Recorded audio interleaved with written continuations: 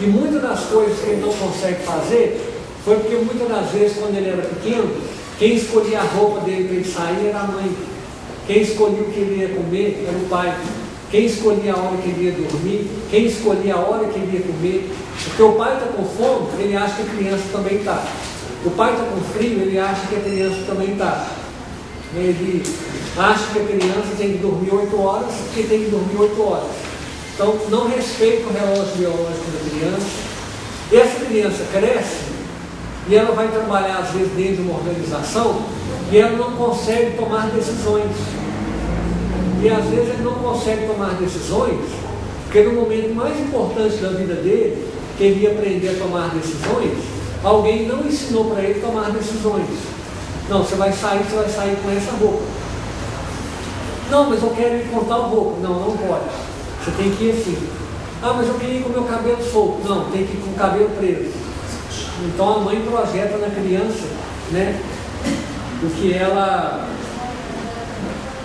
às vezes quer para ela, ou a imagem que ela quer que passe. Então isso tudo tem a ver com autoconhecimento. Os pais, eles não procuram ajuda quando eles têm filhos. Eles acham que ter filho é igual comprar um carro. Só que o carro não tem, o carro tem manual, o filho não tem manual. Muita gente gostaria que tivesse, só que não tem.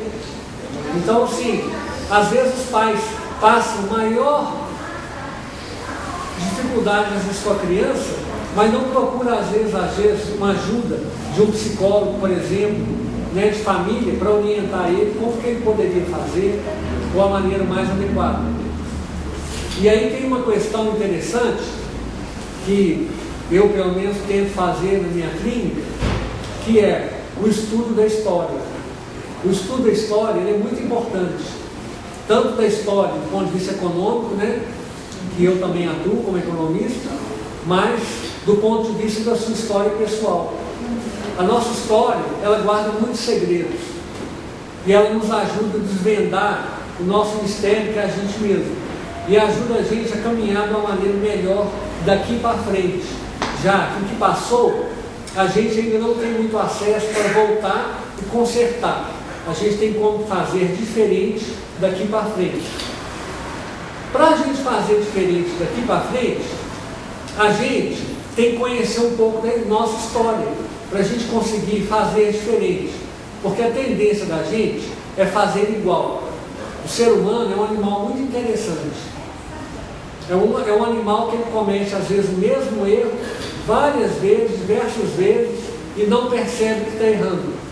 Uma vez eu estava a cavalo com um primo meu na fazenda dele, e a gente estava passando próximo de uma cerca elétrica, e a gente comentando isso, que o gado, o animal, ele toma um choque ali na cerca elétrica, ele só toma um, ele não toma um segundo, ele só toma um. Quando ele vai pastar, ele já vai pastar e ele vai levantar a cabeça e não vai tomar choque mais.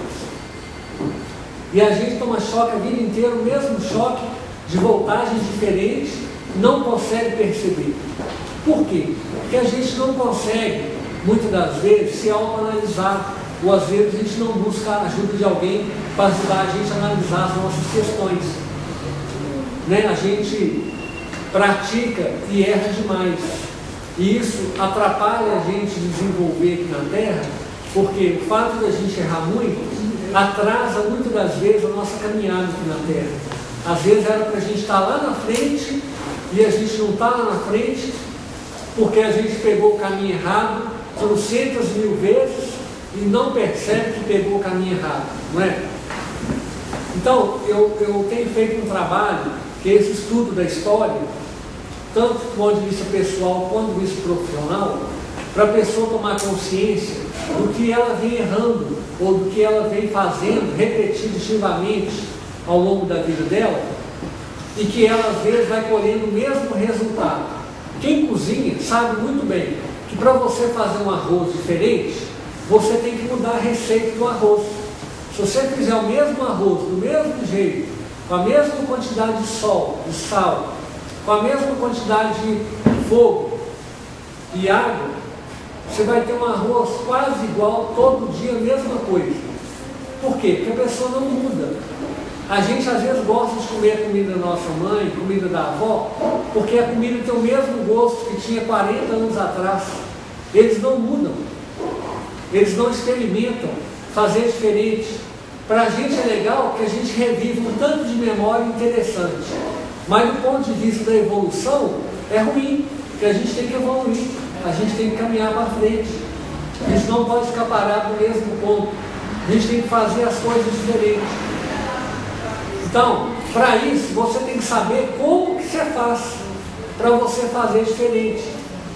Se você quiser um resultado diferente, se você hoje está cheque especial negativo, se você está apertado, se você está com pouco cliente, se você está sem uma fé, né, sem um love na sua vida, se você está doente, etc e tal, se hoje você está colhendo isso, se você quiser colher diferente, você tem que aprender a plantar diferente, senão você vai colher sempre a mesma coisa. Para você colher diferente, você tem que plantar de outra maneira, você tem que fazer de outro jeito, tem que fazer o arroz de outra maneira.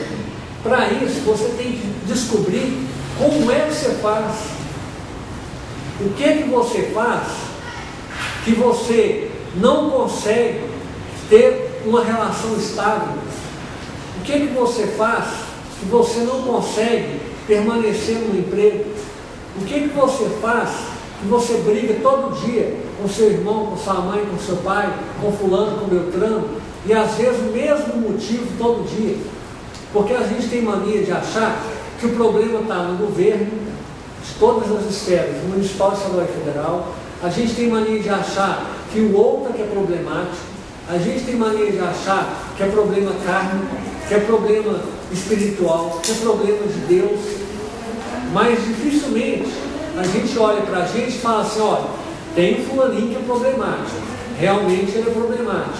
Agora, e você? Né? Qual que é a sua parte naquela relação? Que a relação é de duas pessoas. Então, qual que é a sua parte? O que é seu? O que você pode melhorar? Você não pode melhorar a parte do outro. Você pode melhorar a sua parte. Bom, o nosso tempo está acabando, igual eu falei antes. Falar de autoconhecimento em 45 minutos é algo extremamente difícil. Né? Então, assim... Mas com licença, por que 45 minutos? É porque a gente tem que terminar 9 horas. Por quê? Porque a regra desse evento é isso. Porque logo em seguida tem a projeção e depois tem o fluxo. Então, gente, para finalizar, eu sugiro então que quem quiser fazer um trabalho, quem quiser melhorar de alguma maneira, o departamento de psicologia está às ordens.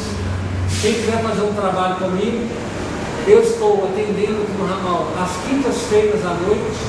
É só me ligar, ou então passar um e-mail, naquele cartazinho ali tem o meu e-mail, então é só passar um e-mail, falar assim, é fulano, que é médico do grupo, assisti sua palestra dia 30, estou querendo fazer um trabalho, aí a gente combina, eu posso te atender aqui em cima na sala da psicologia, e aí a gente pode tentar descobrir alguma coisa para poder te ajudar a deslanchar, tanto pessoalmente quanto profissionalmente.